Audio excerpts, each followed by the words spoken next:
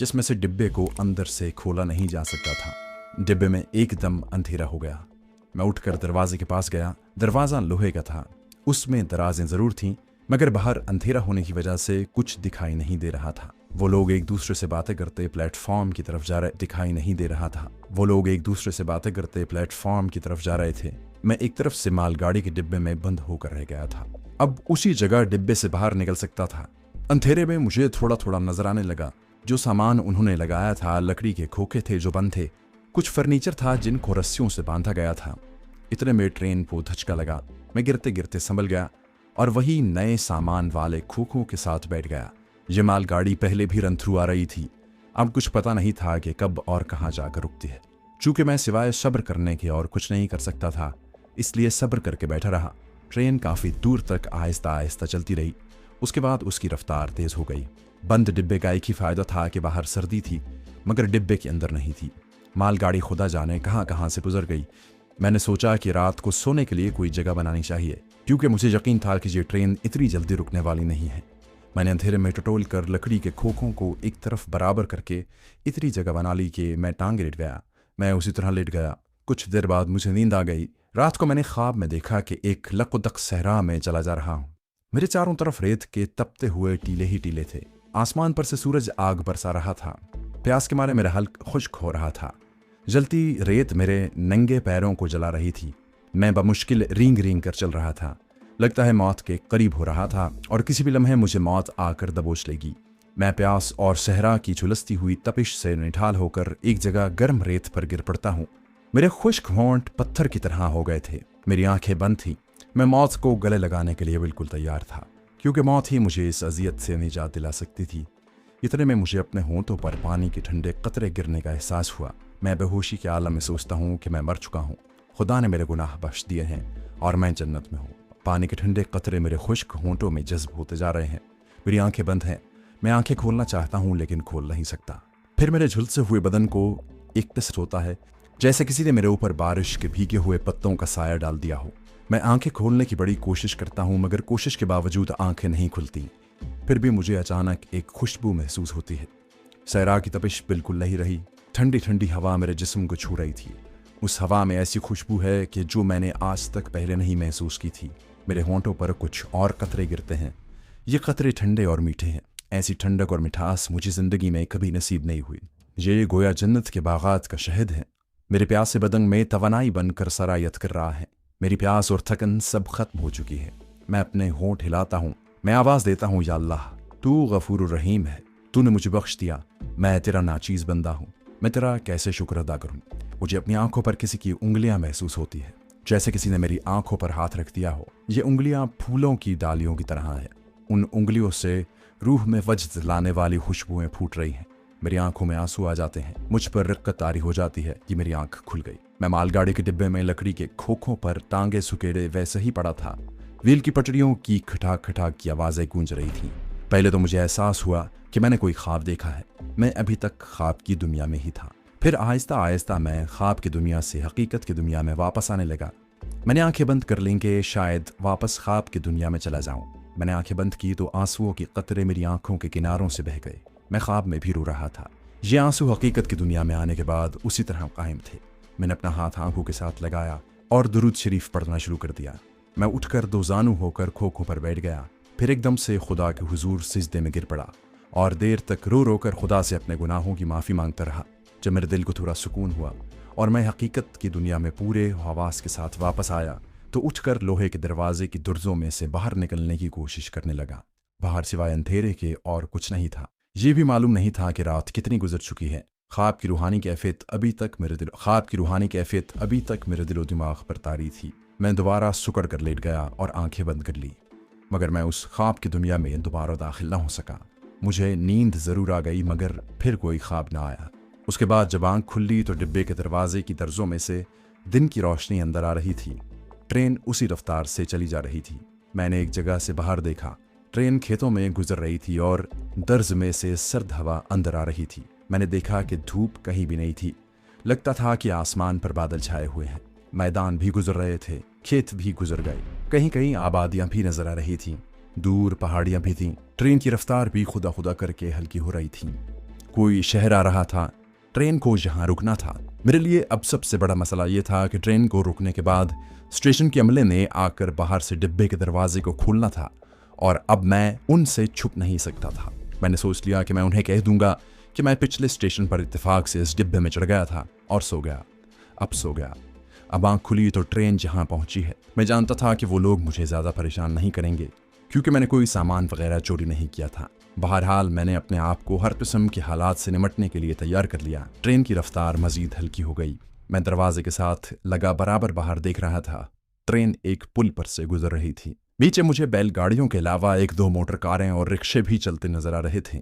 लगता था कोई अच्छा खासा शहर है।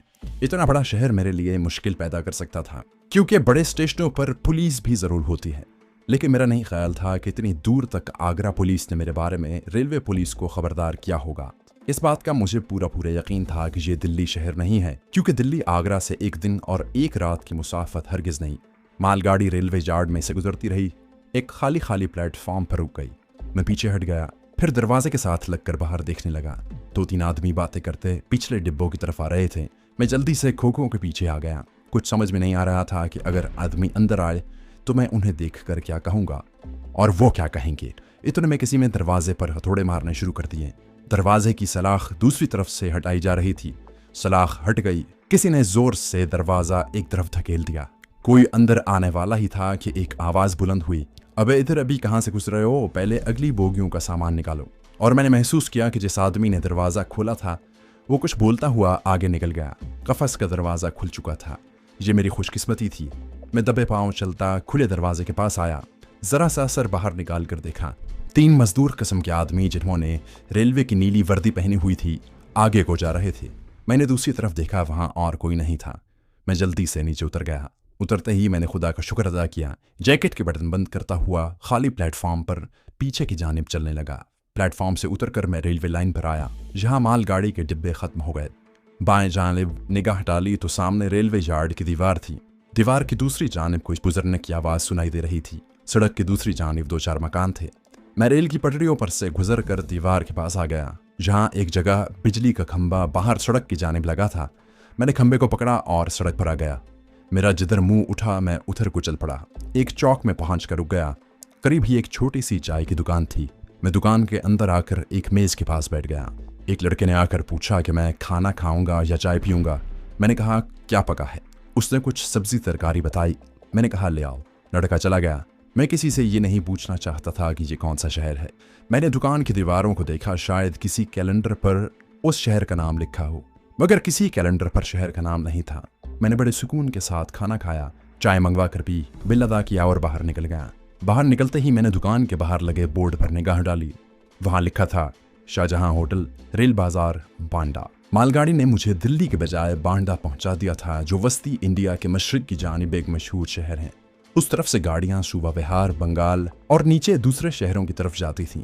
मैंने यही फैसला किया था कि स्टेशन पर चलकर मालूम करना चाहिए कि जहां से दिल्ली की गाड़ी कब जाती है। वह रेलवे लाइन वाली दीवार के साथ साथ चल पड़ा। आगे रेलवे स्टेशन की इमारत आ गई। यह स्टेशन छोटा न था, बस दरमियाने दर्जे का स्टेशन था। स्टेशन के बाहर तांगे और रिक्शे खड़े थे। मैंने इंक्वायरी ऑफिस की खिड़की पर जाकर पूछा कि दिल्ली को गाड़ी किस वक्त जाएगी। खिड़की के पीछे सांवला सा दुबला पतला आदमी बैठा था। बड़ी बेजारी से बोला, जहां से पहले कानपुर जाओ, वहां से तुम्हें इलाहाबाद से आने वाली गाड़ी दिल्ली ले जाएगी। मैंने उससे पूछा कानपुर को गाड़ी कब जाएगी। उसने और ज्यादा बेजारी से जवाब दिया, रात को 2:30 बजे जाएगी। मैं खिड़की से हट गया। इसका मतलब था कि अब मुझे रात के 2:30 बजे तक इसी शहर में रहकर कानपुर जाने वाली गाड़ी का इंतजार करना होगा। स्टेशन पर ठहरना ठीक नहीं था। वैसे भी अभी रात के 2:30 बजने में काफ़ी घंटे बाकी थे। बांडा शहर मेरे लिए अजनबी था। इस तरफ मैं कभी नहीं आया था। मेरे पास रकम काफ़ी थी। मैंने सोचा कि पहले किसी ऊंचे दर्जे के रेस्तोरां में चलकर बैठता हूँ, वहाँ किसी को मुझ पर शक नहीं पड़ेगा। शहर में इधर उधर फिरने से कोई भी मुझ पर शक कर सकता है। रेलवे स्टेशन पर पुलिस हर वक्त मौजूद रहती है। ये सोचकर मैंने बाहर आकर एक तांगा लिया और कोचवान से कहा किसी अच्छे से होटल में ले चलो जहां अच्छा खाना मिलता हो। होटल मैंने इसलिए कहा था कि शायद रेस्तोरां उसकी समझ में ना आए। वो शहर की मुख्तलिफ सड़कों पर घुमाता हुआ शहर की एक बड़ी सड़क के किनारे वाक़े एक होटल पर ले आया जिसका नाम अलेक्जेंड्रिया होटल था। ये वाकई होटल था, यानी यहाँ रहने के लिए कमरे भी मिल जाते थे। मुझे ख्याल आया कि क्यों ना मैं एक कमरा ही किराए पर ले लूं। बड़ी तन्हाई में वक्त गुजर जाएगा, आधी रात को निकल जाऊंगा। काउंटर पर साड़ी पोश कटे बालों वाली कबूल सूरत लड़की खड़ी थी। मैंने उससे कहा मुझे एक कमरा चाहिए। वो मुस्कुरा कर कहने लगी, आप अकेले ही कमरे में रहेंगे? मैंने भी मुस्कुरा कर कहा, जी अकेला है। अगर कोई मेरे साथ होता तो वो भी जरूर मेरे साथ ही रहता। वो बदस्तूर मुस्कुरा रही थी। उसने एक सिंगल बेड कमरे का 24 घंटे का किराया 50 रुपये बताया। उस जमाने में ये किराया बहुत ज्यादा था, मगर मेरी मजबूरी थी। मैंने कमरा ले लिया। मैंने वहाँ अपना हिंदुआना नाम कमल कुमार लिखवाया और एड्रेस भी दिल्ली का गलत लिखवा दिया। 50 रुपये अदा किए। लड़की ने मुस्कुराते हुए घंटी बजाकर नौकर को तलब किया। उसको मेरे कमरे की चाबी दी और कहा, साहब को 16 नंबर कमरे में ले जाओ। यह होटल पुरानी वजह का अंग्रेजी टाइप का था। उसकी दूसरी मंजिल नहीं थी। लगता था 2-3 पुरानी कोठियों को मिलाकर एक होटल बना दिया गया है। आगे वसी बागीचा था। कमरों के आगे बरामदे थे। लड़का मुझे 16 नंबर कमरे में छोड़कर सलाम करके चला गया। कमरे में विक्टोरियन तर्ज का पुराना सोफा और पलंग बिछा था। दरवाजे और खिड़की पर भारी पर्दे गिरे हुए थे। अजीब बात यह है कि वहाँ टेलीफोन भी लगा हुआ था, साथ बाथरूम भी था। सर्दी की वजह से लड़के ने जाते हुए बिजली का हीटर ऑन कर दिया था। मैंने सोचा कि अब नहा धो लेना चाहिए, शायद फिर मौका ना मिले। मैं गुस्ल खाने में घुस गया, अच्छी तरह से नहाया, वही कपड़े दोबारा पहन लिए। दूसरे कोई कपड़े मेरे पास नहीं थे। थोड़ी देर में वही लड़का आ गया। कहने लगा, साहब खाना लाऊं या कुछ और? मैंने कहा, कुछ और क्या? वो ज़रा हंसकर बोला, साहब विस्की वगैरह? मैंने कहा, नहीं भाई, मैं शराब नहीं पीता। तुम ऐसा करो, ये पैसे लो, मेरे लिए गोल्ड फ्ले का एक पैकेट और एक माचिस ले आओ और चाय पहले भिजवा दो। मैंने उसे 100 रुपये का नोट दिया। मेरे पास टूटे हुए पैसे नहीं थे। 50 रुपये का एक नोट था जो मैंने काउंटर पर लड़की को दे दिया था। लड़का चला गया। टेलीफोन की घंटी बजी। मैंने रिसीवर उठाया। दूसरी तरफ से एक लड़की की आवाज़ आई, सर रात के खाने पर आप कोई ख़ास चीज़ पसंद करेंगे? मैंने कहा, आपके यहाँ जो खाना तैयार होता है वही खा लूँगा, शुक्रिया। ये काउंटर वाली लड़की थी। उसने ओके सर कहकर फ़ोन बंद कर दिया। मुलाजिम लड़का मेरे लिए चाय ले आया। वो सिगरेट भी लाया था। मैंने उसे 5 रुपये टिप दिए तो वो बहुत खुश हुआ। उसके दिल में मेरे लिए शायद हमदर्दी पैदा हो गई थी। मुझसे पूछने लगा, साहब आप किस शहर से आए हैं? मैंने चाय बनाते हुए कहा, तुम क्यों पूछ रहे हो भाई? वो मेरे करीब आ गया। बड़ी राजदारी के अंदाज में बोला, साहब हमारे होटल में एक खुफिया पुलिस का आदमी हर वक्त मौजूद रहता है। मिस शीला से आपके बारे में पूछ रहा था कि ये आदमी कौन है, इसका नाम क्या है, कहाँ से आया है? खुफिया पुलिस का नाम सुनकर मैं खबरदार हो गया। मैंने कहा, भाई ये तो उनकी ड्यूटी होती है कि जो कोई होटल में नया मुसाफिर आए उसके बारे में पूछगिछ करें। लड़का मजीद राजदारी के अंदाज में बोला, नहीं साहब वो तो ठीक है, लेकिन खुफिया पुलिस वाला आपके बारे में मिस शीला से कह रहा था कि ये आदमी मुझे कोई जासूस लगता है। क्या सर आप वाकई जासूस हैं?